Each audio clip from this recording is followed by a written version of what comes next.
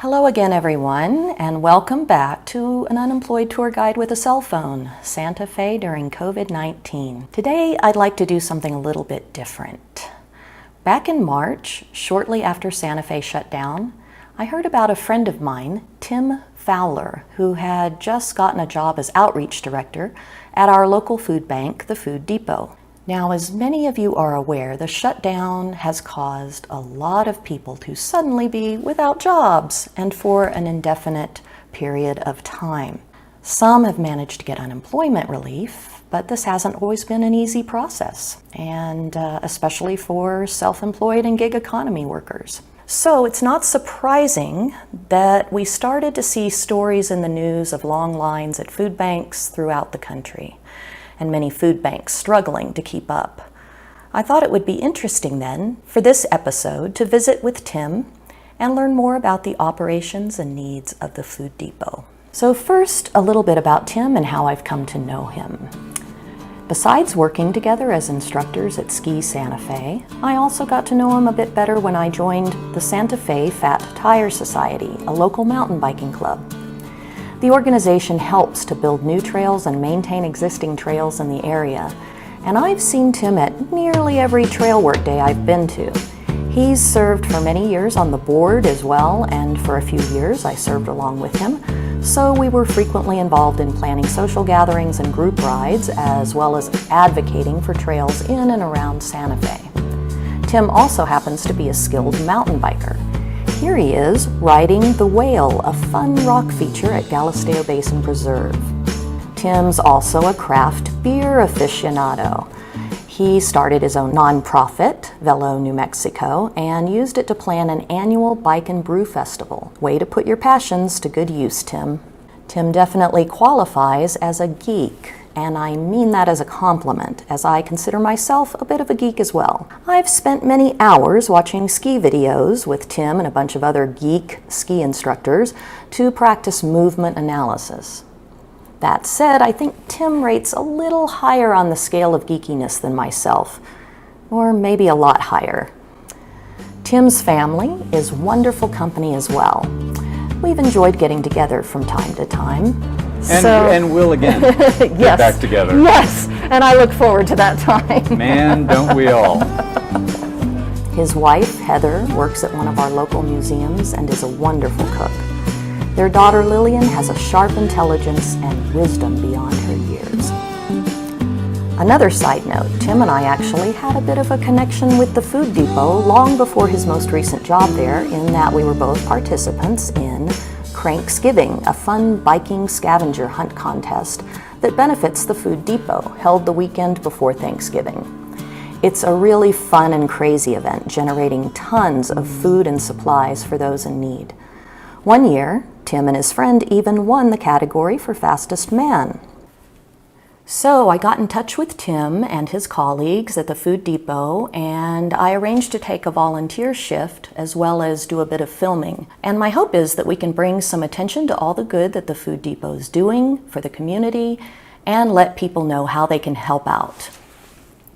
First of all, I was given an information packet along with paperwork to fill out. As you can see, they really have made sure to adapt their operations to comply with the new COVID safety standards. That's good because I am not wanting to take health risks these days. Silly me, though, I was already stumped before I could even enter the building. If you touch your water, then you have to wash your hands again when you're inside. Oh, okay. Well, maybe should I clean my water bottle? Would that help? I don't think that'll make much difference. Okay. Please wash your hands over at the sink before you enter the building. Then once you get into your volunteer area, wash your hands for a full 20 seconds after you put on your hairnet or hat. Then once you've washed your hands for the full 20 seconds, turn off the faucet with a paper towel and put on your gloves. Once you've got your gloves on, just be aware of all the surfaces you're touching, any dirty surfaces like the front of your mask, your cell phone, door handles. If you do touch any of these things, just make sure you put on a new pair of gloves after you've touched any kind of dirty surface, so you can keep everything super clean in there. And then try and respect social distancing as best you can. If you feel uncomfortable with anything you're doing, we do completely understand. Please let us know. You're free to opt out of any kind of work you're doing here. Please let us know if you feel uncomfortable with anything we ask you to do.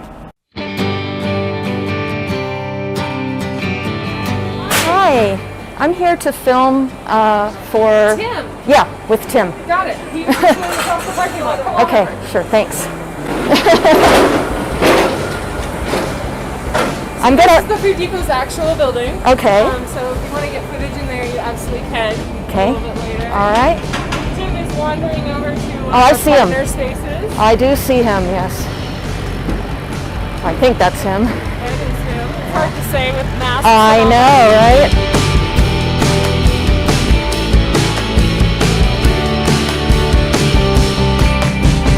Hi, Tim. How are you? I am well. Virtual hugs. Anything for me? So this is a position that you recently came into, correct? I started on March 9th.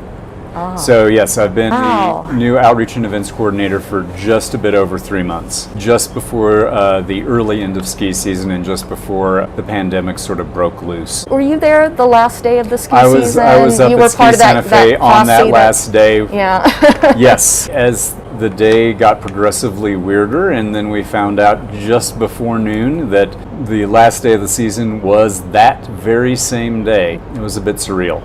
It was just a weird day. The last day of the ski season, you usually have plenty of warning that it's coming. It's very fun. It's a lot of playing around and just skiing and having a good time, and plenty of opportunity to see your friends for that last day of lift serve skiing. And this season was different. It happened very suddenly, very abruptly. It didn't feel very celebratory. It didn't feel like a kickoff, a wrap up to a good season. It had been a decent season.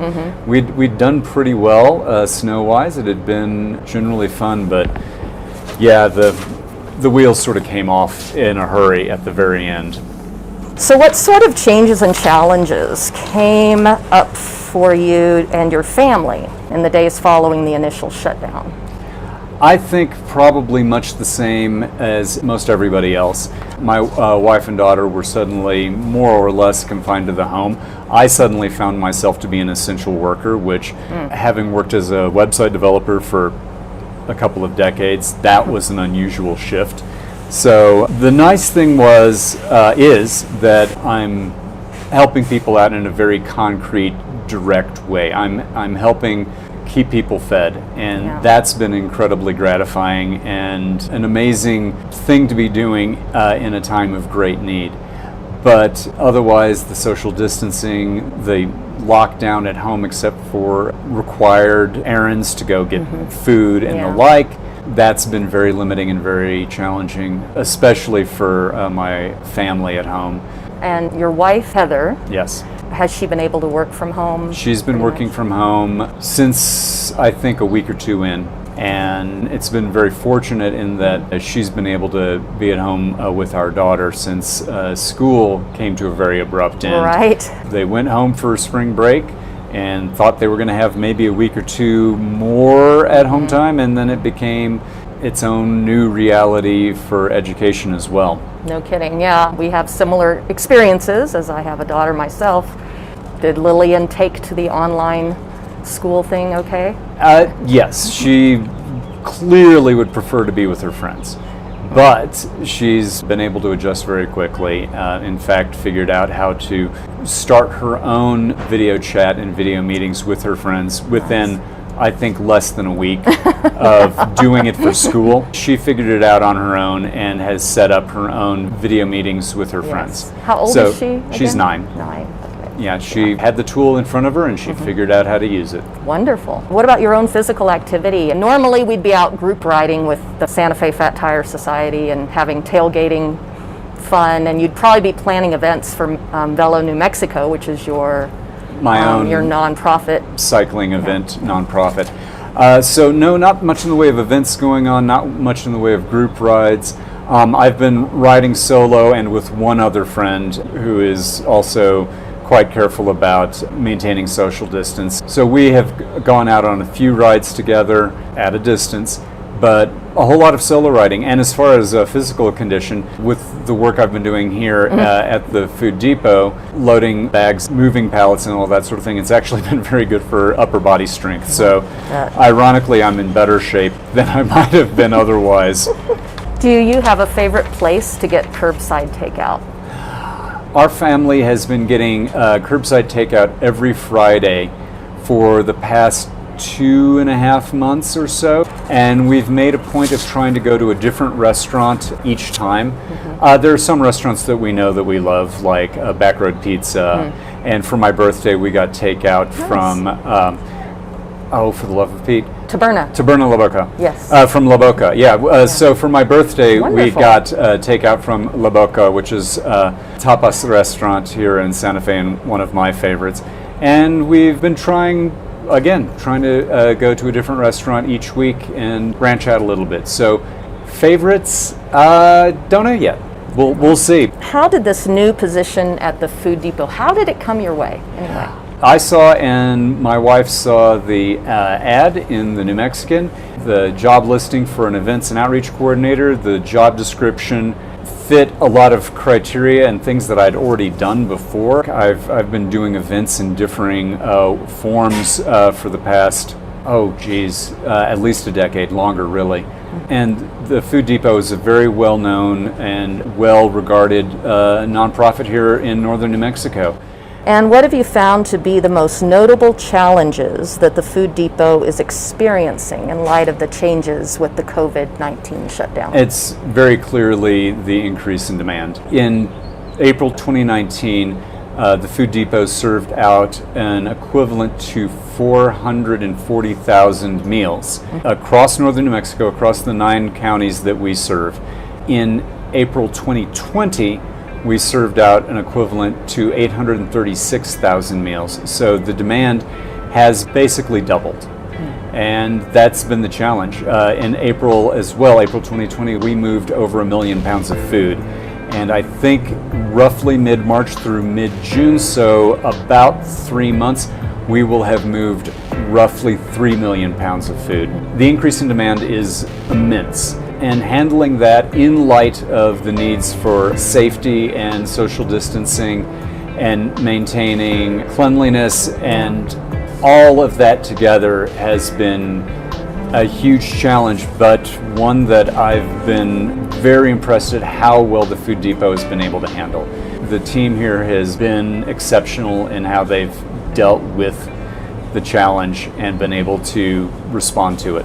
Since there isn't much event planning going on right now, but there has been such an increase in demand, Tim has been lending more of a hand with training volunteers and helping with packing for distribution.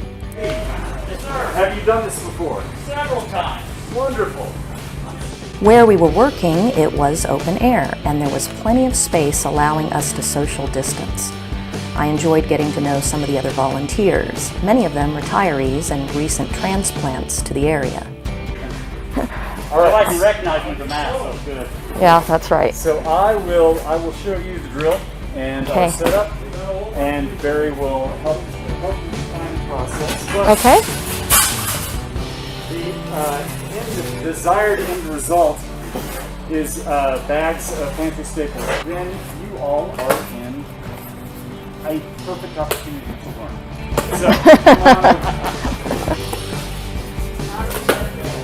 So around the big island of pallets, one way or the other, however you prefer. So the basic idea is you take some bags. Usually you can fit 6 to a cart pretty easily. You grab a cart. It was important to pace myself as the repetitive movements and occasional heavy lifting can cause some strain in the back. On the other hand, it easily doubled as a workout session, and I knew I'd sleep like a baby that night. Oh, that's just the sign for how we arrange the pallet. Oh, nice. Consistent and repeatable. Ah, wow. Tim, you are amazing. Okay. Turns out this was perfect for a geek like Tim. Check out how he has streamlined the packing of bags so that they stack well, and then created an actual chart of how to stack them onto pallets for easy transport. I estimate that within 2.5 hours with breaks, I probably filled around 18 carts, each cart having 6 bags of assorted canned and dry goods, so that's 108 bags. There were 2 other volunteers doing the same thing as myself, so we may have assembled around 300 or more bags of groceries that morning.